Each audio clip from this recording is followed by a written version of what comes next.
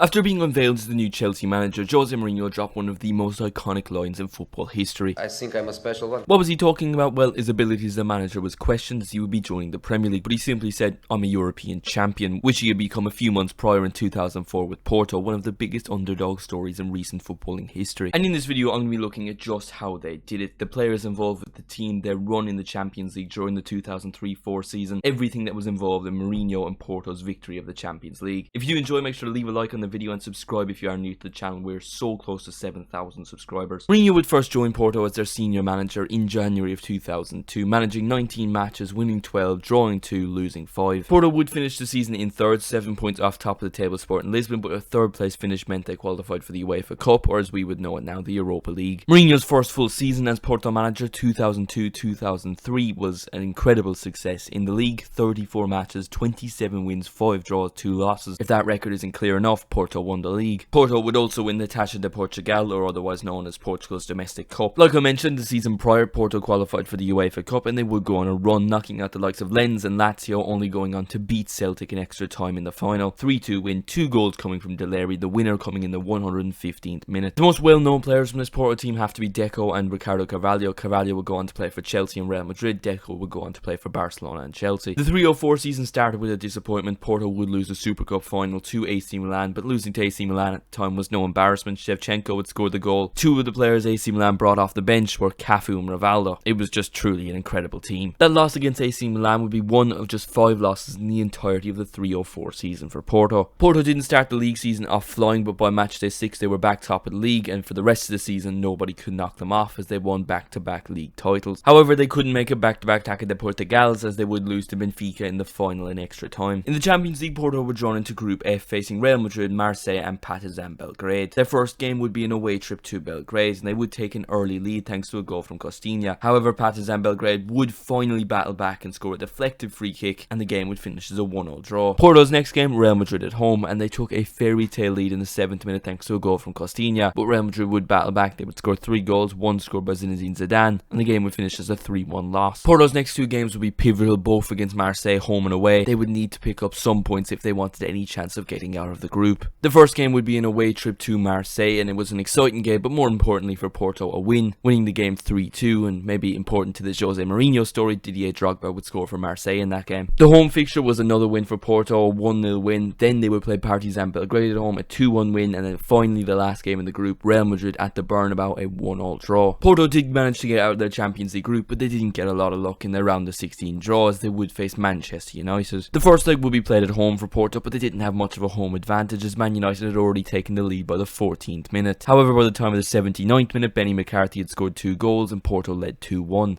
And just a couple minutes later, Roy Keane would get sent off. Even without Roy Keane and trailing going into the second leg, Man United were still favourites, and Paul Scholes proved that by scoring a goal in the first half. Now, remember, this was still when away goals were still a thing, so if Man United drew the game, they would go through. And it looked like they would do that because Porto didn't score a single goal until the 90th minute, where Costinha would put Porto ahead 3-2 on aggregate, and it would prompt one of the most iconic moments in José Mourinho's career as he ran down the touchline at Old Trafford. In the quarterfinals, Porto would come up against Lyon, and it was a quality, comfortable performance as they won the game 2-0, goals coming from Ricardo Carvalho and Deco. The second game in France, Lyon would score 2 goals, but so would Porto. It finished a 2-2 draw with Porto going through 4-2 on aggregate. In the semi-final of the Champions League in 2004, Porto would come up against Deportivo La Coruña, a team that now plays in the 3rd division of Spain, which is crazy to think 2 decades prior they were playing in a Champions League semi-final. It was a very close tie, the home leg a 0-0 draw, and then the second leg just a 1 singular goal coming from Delary in the second half that would send Porto through to the Champions League final. On the 26th of May 2004 in Germany, Porto would come up against Monaco in the Champions League final. Throughout their Champions League run, they hadn't had many big victories, the biggest of them being by 2 goals. The Champions League final, however, would see a different story. Porto would score just before half-time thanks to a goal from Carlos Alberto. Deco would double the lead in the 71st minute. Porto fans were dreaming, and then just 4 minutes later they would score a third, and that was the nail in the coffin for Monaco as Porto would become European champions, a 3-0 win in the Champions League final against against all odds they had won the European Cup. Impressively about this Porto team, the majority of the players that played in the final were Portuguese. Only 3 players that played weren't: Carlos Alberto, Dimitri Alancheyev, terrible pronunciation, and Benny McCarthy. It was a great time for Portuguese football. Some Porto players followed Mourinho to Chelsea: Carvalho and Ferreira.